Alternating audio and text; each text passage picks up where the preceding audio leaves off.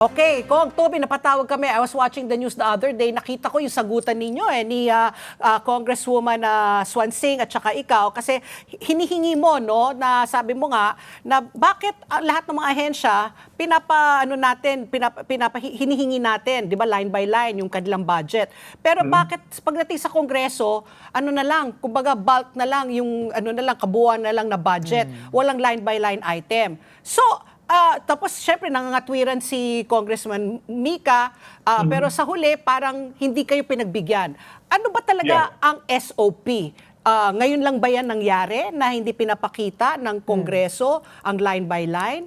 Or dati na talaga? Kumbaga, ano na lang? Okay, ganito, Pati. Sige, okay. Marami kasing nakasanayan yung Kongreso ng mga bad habits na dapat baguhin. No? Ayun. Kung talagang gusto natin ng transparent, mabawasan yung corruption, kung gusto natin mabawasan yung corruption o end corruption, there are two things necessary. No? One is transparency, and number two is accountability. So you cannot hold people accountable kung hindi transparent, di ba? Okay. Hindi naman pwede lang gawing katwiran yung nakasanayan na. Because, di ba, nakasanayan na ng Kongreso na yung BICAM hindi open sa lahat. Oo, di ba? small committee. Hindi mo na, yung mismong BICAM. Okay. Di ba? So, nung nagkaroon ng corruption issue, ang ginawa is inopen, denied stream yung BICAM, correct? Okay, yes. Okay. BICAM on the budget. When in fact, all other BICAMs except the budget, live streamed yan. Dati, ang BICAM ng budget lang ang sinisikreto. So, ang ginawa natin, because of the corruption issue, ginawa natin, live stream yung BICAM. Okay. So, nagkaroon ng reform. Last year, pinaglalaban ko na tanggalin yung small committee, if you recall. Noong una, ayaw nila. Tinututulan nila ako na tanggalin yung small committee. Nakasanayan din yan. Okay. So, nung tinanggal naman yung small committee, nagkaroon ng budget amendment subcommittee, no? So, nakasanayan din yan. So, tinanggal natin. So, yung transparency cannot be selective. Hindi pa pwede you're transparent in some areas na willing kayo, pero doon sa iba, hindi, no? So, hindi valid yung reason na nakasanayan na. Oo, nakasanayan na. Pero how can we make sure na walang corruption doon sa paggastos ng pera ng House kung hindi muna magiging transparent? Correct. At saka hindi biro yung budget ng House, no? Previously, kaya hindi masyadong pinapansin yan, hindi naman kalakihan yung budget ng House, no? Tapos nagsimulang lumobo yan noong 2023, no? No, 23 nagsimula na yan. Okay. Kaya lang yung grabe, yung 2025 budget. 33.67 billion para sa kalaman lang. Okay. No, but hindi yan yung mahalagang figure. Ang mahalagang figure is yung NEP, yung National Expenditure Program, yung President's Budget. Nung sinabit sa amin yung NEP noong 2025, ang allocation lang ng House of Representatives is 16,345,154,000. Okay. Tapos sa BICAM, nagdagdag sila ng mas malaki pa doon sa original budget. Nagdagdag sila ng 17,324,848. Kaya naging 33,670. So mas malaki pa yung dinagdag kaysa doon sa original. At saka ito, election year ito. Kaya gusto kong silipin to eh. Bakit ka nagdagdag ng 17 billion ng election year? Tapos last year, this year, 2026, malaki pa yung dinagdag. 10 billion. Pero nabawasan ang dinagdag from 17 naging 10. So bakit natapat sa election year na sobrang laki ng dinagdag na budget House of Representatives? Diba? Ngayon, to understand the budget process, two steps kasi yan eh. The first step is yung tinatawag na pre-plenary budget hearing. Ibig sabihin sa committee budget hearing. Okay? Yung second step is yung sa plenaryo na, di ba? Correct. Napakahalaga, dapat makita ng ating mga kabayan kung ano difference niya. Okay. Doon sa committee, yung mga sobrang stricto ng House of Representatives dyan. Dahil pag hindi dumating yung cabinet secretary, hindi didinggin yung budget mo, di ba? Ayun, oo.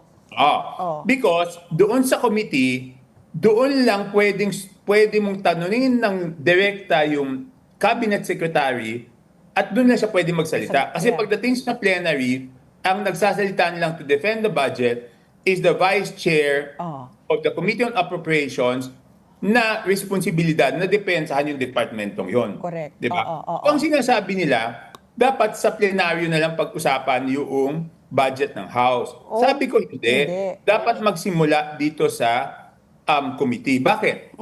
Alam mo, doon sa committee, napakahirap mag-defend ng budget noon. Kung ikaw cabinet secretary, ang gagawin mo, iprepresenta mo kung paano nyo ginastos yung kasalukuyang budget nyo. Yeah. At idedepensa mo, bakit ka humihingi ng ganitong halaga para sa next year's budget? Oo. Pag sinabi ng plenaryo na lang yung House budget, hindi na mapapag-usapan yung mga nakaraang taon. Ang gusto lang nila is pag-usapan yung hinihinging budget. Tapos walang presentation because yung budget should be based doon sa mga plano at programa mo. Doon sa libro ng budget, wala naman nakasulat na plano at programa mo doon. Nakasulat lang doon kung magkano hinihingi mo. So, importante talaga yung pre-plenary. Kaya lang ayaw nila. So, may Diba? tinatago So, talaga. ang sinasabi ko, bakit may double standards, no? Oo. Correct. Okay. Pero di ba kung sa 2027 NEP po, congressmen must already submit quarterly income and expenditure reports. Online na po ito. So kung meron na pong ganito requirement, ano pa po yung kulang? Ano pa po yung hindi nakikita ng publiko? For example, should every member be searchable po at member by congressional po na spending? How else do we make them transparent enough for the public po? Hindi naman congressmen lang ang gumagastos ng 17 billion eh. 'Di ba? Ang gumagastos niyan is yung mismong Committee on Accounts doon sa House. Wala namang ginagastos yung congressman doon eh. 'Di ba? Ang natatanggap lang ng congressman is yung district allocation. Ay una yung sweldo, 'di ba? Yeah. Yung sweldo. O sabihin mo lang may district allocation, 'di ba? So, i-multiply natin. Simplihan natin. Sabihin natin ang gastos sa distrito mo, yung tinatawag na MOOE, na may issue na nga doon, di ba? Malaking issue doon sa MOOE, di ba? Sinasabi, bakit daw kami liquidation by certification lang? Okay? So, sabihin mo lang 1 million per congressman times 318 is 318 million times 12 months. Di 3.8 billion lang yun. So saan napunta Saan yung napunta iba?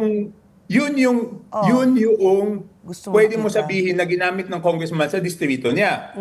So if you have 33 billion, 3.8 lang ang dapat ang napunta sa bawat congressman for their districts. Saan napunta yung 30? Saan nga? Sabihin mo ng kuryente, gasolina. Hindi naman naabot ng 30 billion yun, di ba? So, Saan nga napunta, Kong? Saan nga napunta? Ang laki nun na. Saan nga napunta? Paano natin tatanungin, Ricky, kung ayaw nilang i-account for kung paano nila ginastos in the previous year? Kaya nga napakahalaga yung pre-plenary kasi pag prinisenta yan, sasabihin, yung 2025, tapos na yung accounting ng 2025, wala nang tanungan doon, di ba? Kumbaga sarado na move libro. on na tayo, kumbaga. Hindi, sarado na libro. So, magkakaroon ka ng buong reporting ng 2025 saan ginastos itong 33,670 million. Okay. So, pag nasagot mo saan mo ginastos yung 2025, 33,670 million, yung 2026 naman na 27,702,099, Wow. Agosto na tayo ngayon, so magkano na nagagastos nyo at magkano pa natitira? Di ba? So, pag hindi dumaan sa pre-plenary yan, ang hirap na tanungan yan. So, sir, do they have a legal basis to have the audacity to actually deny your request? No, ang sagot ni Chairwoman Mika Swansing is hindi, nakasanayan na yan. Why? Because my first question was that, is there a legal basis Yeah. or is there a constitutional basis? Yeah. None. Oo. None. Oo. None. Oo. So, where are we now, Kong, Toby? Denied ang iyong request. Kasi I Denied, pero hindi ako hihinto hindi dito. ka hihinto. Oo nga. Kasi I did some computation for next year nga, the 17 billion na kawawa naman kayo, di ba? Kasi nanggaling kayo sa 33 billion. No, but 17 billion is the NEP only. NEP only. So, pagdating ng BICAM, magdadagdag yan. Magdadagdag pa yan. So, doon sa pre-plenary, mo lang sila matatanong, Oh. magkano yung kailangan nyo pang budget at magkano yung idadagdag nyo sa BICAM? Oo. So wala pa kayong idea kung magkano idadagdag? Wala kaming idea. Oo. Yan ang gusto kong tanungin. But Patty, Yeah. Bago ka magdagdag, you have to, di ba parang ganito yan parang, kunyari, nagpapagawa ka ng isang building, for example, Yeah. bago ka magdagdag, alam mo yung total cost ng gagastusin mo Yeah. at yung inallocate ay kulang, di ba?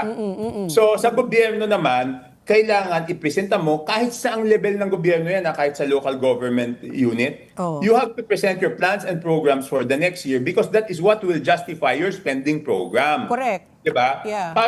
Parang yung bawat departamento na dumadaan sa amin, sasabihin nila ano yung mga programa, serbisyo na gagawin nila for the next year. Yeah. Kaya nila kailangan itong pondon to, Yeah, di ba? ma-justify. So Correct. dapat may presentation 'yon. Hindi basta't numero lang na nakita doon sa NEP na ayan yung kailangan di ba? So mahirap 'yon. Mahirap yung ganon. But before you ask for Additional. money for the future, Yeah. you have to justify kung tama yung paggastos mo In the nung past. nakaraan at tama yung paggastos mo ng kasalukuyang budget. Correct. Di ba? Hindi pa pwedeng hihingi ka ng 2027 na hindi mo napapatunayan na ayos yung paggastos mo ng 2025 at yung ginagastos mo ngayon 2026, ayos pa din. Yun kasi ang basihan kung bakit, kung hindi mo naayos nagastos ng maayos, bakit ka naman bibigyan pa ng dagdag na budget? Oo. So Kong Toby, anong hinala mo? Saan napunta itong mga hindi ma-explain na karagdagang budget? Kasi you were computing ang kanina, dapat 333 million na, bakit naging billion-billion? So, yung yung sa isipan mo, saan napupunta actually talaga yung budget? Yung over, yung talagang sobrang dami, 'di ba? Yung naging 33 billion nga. Sabi nyo nga, ito sa election year. So yan ba ay napunta sa iilang distrito lang para po, ewan ko, mamahagi ng pera, tupad, or vote buying? Saan po nakikita ninyo ginagamit? Hindi ko kasi malalaman Pat P, and I cannot, Speculate. ayoko maghinala, no? Oo. Kaya nga, ang gusto ko, ilabas nila. Ang hinala ko lang is, pag ayaw mo maging transparent, may tinatago ka, di ba? What is the issue? I cannot think of an issue. Bakit ayaw mo? Di ba ang sagot niya sa akin, isipin mo ang sagot niya, tatanong sa leadership. Yeah. Wala kalukuhan yung tatanong sa leadership Yung pagtatanungan niyang dalawang tao na handun naman sa Congress nung araw na yun, di kung gusto niya talagang masettle ka agad yan, hindi, sasabihin lang niya, session suspended. Tanungin natin si speaker o tanungin natin si majority leader. Simple, di ba? So, ibig sabihin, ayaw. But I am not giving up on this because remember nung pinaglalaban ko yung tanggal ng small committee at the last year, una ayaw nila O later on napilitan na rin sila, 'di ba? So dapat magkalampag tayo. Dapat you should do a grand round sa media para talagang manawagan, mahiya talaga sila at dapat na nila ipakita. Kasi nakukuha sa yata public opinion at saka public pressure Because now nga, like Ricky nga said, 'di ba, hindi pa nga nasosolve yung flood control scam. Tapos here you go again, meron kayong tinatago, tapos kayo na naman ang magbebenepisyo. So dapat mahiya na talaga. Correct? Yes, and there is again paano ma-resolbahan yung corruption? Dapat may transparency at may accountability. You will not be able to hold people accountable kung walang transparency. So, maliwanag na maliwanag yun. Hindi ko alam bakit ayaw nila. Oo, kasi nga sabi mo Tapos isa pang sige pa. issue. Ito Okay. naman, this was the second issue I raised kasi ayaw nila pumayag doon, no? So, yung second issue, ito sinabi ko na 1 year ago. 1 year ago. Almost 1 year ago, October, no? So, sabi ko, ilabas nyo yung budget per district. Oo. Total budget per congressional district and total budget per party list. Okay. Yan. Sabi ko Oh, I yan last remember year. this. Oo. No, ayaw pa rin nila. Hanggang ngayon, ayaw pa rin nila. Nung sinabi ko bakit ayaw nyo, ang sagot sa akin, hindi, nasa NEP yan. Oo. Yung NEP ng DPWH lang is 772 o 722 pages. DPWH lang yun. Oo. So, ibig sabihin mo, gusto mo yung nabotas na constituent ko para lang malaman niya kung ano yung mga proyekto sa nabotas at magkano yung total budget. Gusto mo basahin niya yung 772 pages? Eh, di pinapahirapan mo yung tao. Oo. Di ba? Ayaw mo, you don't want to make it easy for them. Kasi ano lang, just for clarification, Kong Toby, yung mga infrastructure budgets na yan, hindi yan pumapasok sa distrito. Pumapasok yan sa Department of Public Works and Highways. So yung para Nakalamsam yan, nakalamsam sa DPWH, Oo, tapos per nakasulat, download. kunyari, Navotas. construction of pumping station at blank street, Yeah. Navotas City, di ba? Yeah. Tapos construction of multipurpose building, construction of whatever. Yeah. Tapos Navotas City. Oo. Pero nakahiwalay yan doon sa 722 pages. Hindi siya sama-sama na makikita mo magkakasama yung Navotas. Oo. Kasi ang classification yan is una lahat ng kalsada. Okay, national roads, Item. repair of national roads. Oo. Tapos lahat ng buong Pilipinas na i-repair ng national roads. Oo. Tapos repair of secondary roads. Buong Pilipinas na i-repair ng secondary roads.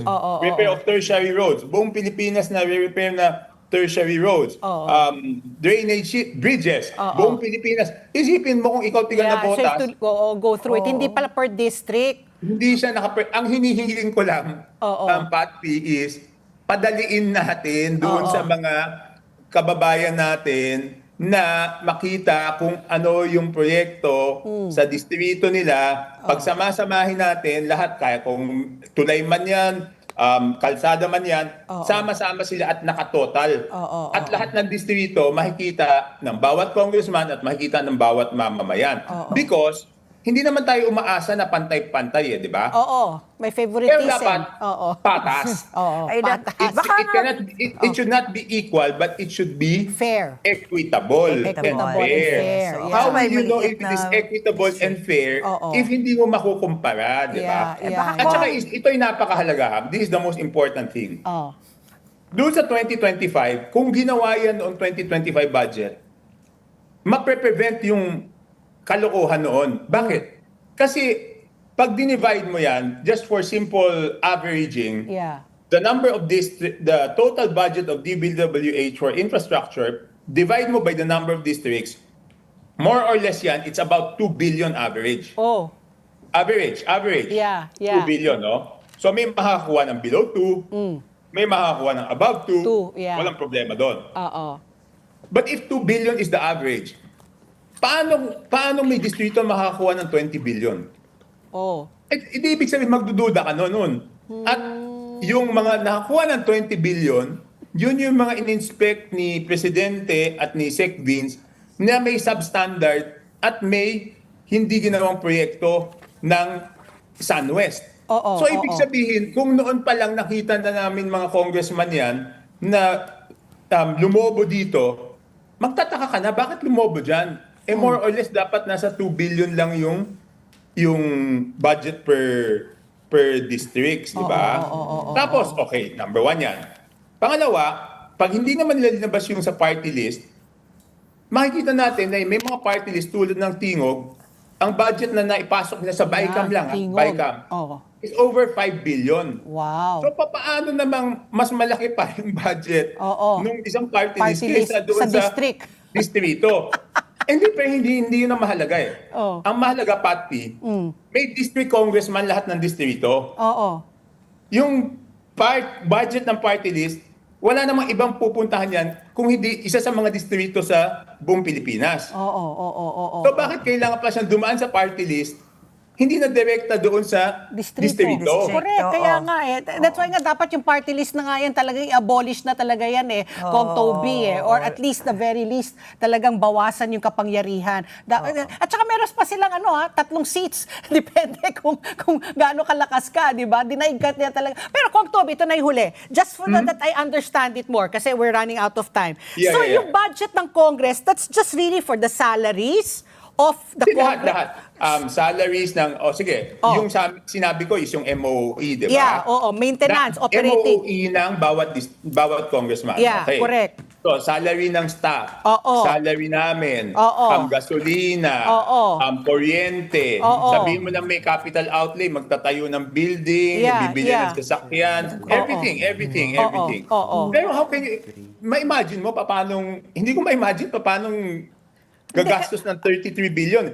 In fact, yung last year, yung DOST was only about 30 billion. My so ibig God. sabihin, yung doon saan nakaasa yung pag-asa na weather forecast, kasi laki namin yung budget. Kaya nga, Hindi, kasi ito nga, dinivide ko lang Kung Toby Sa conservatively, yung 17 billion divided by 300 congressmen, lumalabas 56 million, 56.666 per.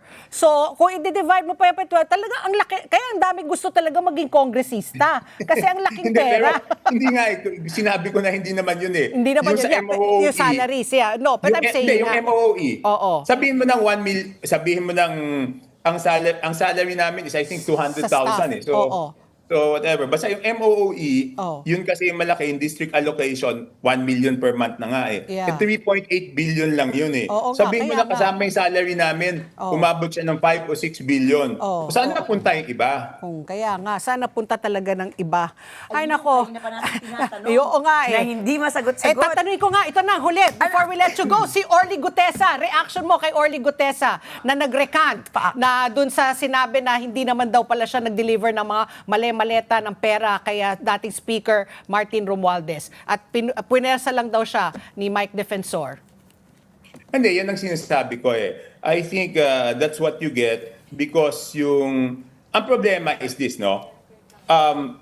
Mixed signals Okay, sinabi ko na to. Ang problema, nung sinabi ni Presidente sa SONA na nasasaktan ako, pero whatever, di ba pag nagpa-iniksyon ka, tapos sinabi mo sa doktor na nasasaktan ka, ano expectation mo? Idein ba ng doktor o bunutin yung Kalagayan mo. O dahan-dahan lang. So, number 1 yan. Number 2, so ano ibig sabihin ko dyan? Ibig sabihin ko dyan, hindi magagawa ni former Speaker Martin Romualdez na pa-recant si Gutesa kahit gano'ng kadami pera niya. Kung walang pressure kay Gutesa. From who, Kong? And who can pressure Gutesa? It is someone with influence and power. But I'm not saying it's the president. I'm saying that naniniwala ko may mga tao na nakapaligid sa kanya na tinutulungan pa rin si former Speaker Martin Romualdez. Kaya nga gusto ko, I hope that during the SONA, mas categorical yung kaniyang statement na dapat pinangalanan si Martin Romualdez. Bakit naman former speaker? And dami-dami naging former speaker. Diba? So, number 2, dapat, ang sinabi niya noon, sa buong kabinete, kung ano pa yung nalalaman niyo kay Martin Romualdez, tulungan niyo yung ombudsman. Kasi ang nangyayari ngayon, parang pinabayaan na lang yung ombudsman na mag-isa Pero, ang nakikita natin, pagkalaban sa politika, it's the whole of government that is looking for evidences against kalaban sa politika. Diba, accountability, hindi pa pwedeng accountability para sa kalaban, hindi accountable yung kakampi, di ba? So, yun lang yung naman yung point ko Nako. Kasi baka yung iba, nasaktan, ano ba gagawin natin? Baka hindi lang masabing tulungan. Tulungan na lang na, di ba hindi maliwanag yung mensahe doon sa executive branch. Siyempre, yung ombudsman, hindi niya pwedeng utusan. Pero yung executive branch is under him. Dapat inutusan niya na lahat kayo, tumulong kayo maghanap ng ebidensya. Correct. Ay, nako. Alam mo, Kong Toby, pag ikaw kausap namin, nalulungkot kami at bitin. Oo nga, bitin kong. Nalulungkot kayo. Alam ko yung iba dun sa Malacanang nagagalit naman sa akin pag kinakausap niyo ko. Kong, iba lang ba o lahat na? Baka lahat na. Yun na nga, Baka lahat. nagtataka nga ako, Kong, meron ka pa bang budget? Pero buti na lang nga, maganda sa distrito mo, walang baha ngayon. Now, we had Mayor John Ray 2 weeks ago at the height of the flood. Sabi niya, flood-free ngayon ang Navotas. O, Yes, I buti, think it just shows that doon sa amin, yung budget is Spent well spent. properly. di ba? Yeah, well I just have to say this, ha? Thank you. Even si Sec Vince pumunta doon. oo. Kaya Oh. nga sabi ko nga, Kong, di ba, kayo napapaligiran kayong katubigan, pero ito, I just have to say this, and thank you again. During the pandemic, nung pandemic po, natandaan nyo yung biglang binagyo, inulan yung Cagayan Valley.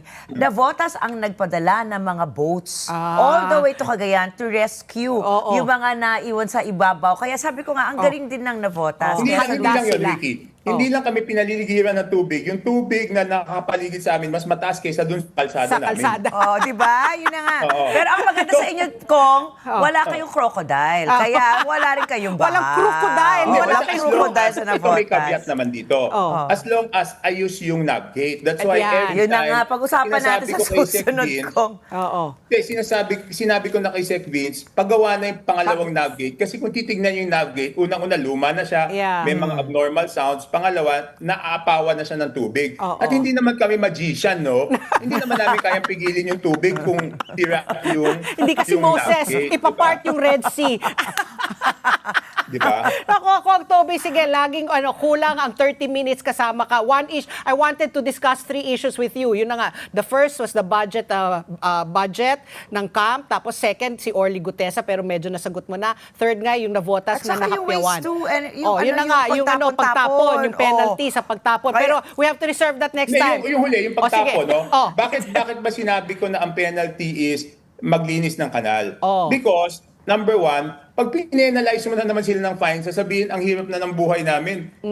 Magbabayad pa kami. But most importantly, gusto ko lang paisip sa tao at ma-realize, yung hindi Ginagawa pagkalat, nila. it's very simple, does not cost you anything. Pag may basura ka, ilagay mo sa bulsa mo, Correct. pagdating mo sa bahay, tsaka mo itapon. Oo. Pero pag pumasok na siya sa kanal, ang hirap tanggalin nun sa loob ng kanal. Correct. Tama. Oo. Talaga. So simple lang yun lang ang reason nun. Oo nga. Para O, lang ma-realize oo nila. nga. Dapat daw next time mag-live ka na daw dito, Kong Toby, para Oo buo isang oras sa'yo na. Kaya nga, Kong. At saka feeling ko kasi, gusto lang humirit din ng pansit. Itong mga cameraman dito. At saka si Hindi, Joy. papadalan ko na rin pati sila. Oh, Padala ko sige. yung isa, Three tsaka piece. pati sila. Oh, patis, puto at pansit. 3 piece mula po sa Navotas City, Congressman Navotas! Toby. Yes, Buti yung- sinabi mo, the home baka of the isipin nila, magicians. pera yun. Hindi, kaya nga inulit ko, patis, puto at pansit. 3 piece. Okay. Okay, thank you very much, Kong Toby. Have a Sige, thank safe you, thank day. you.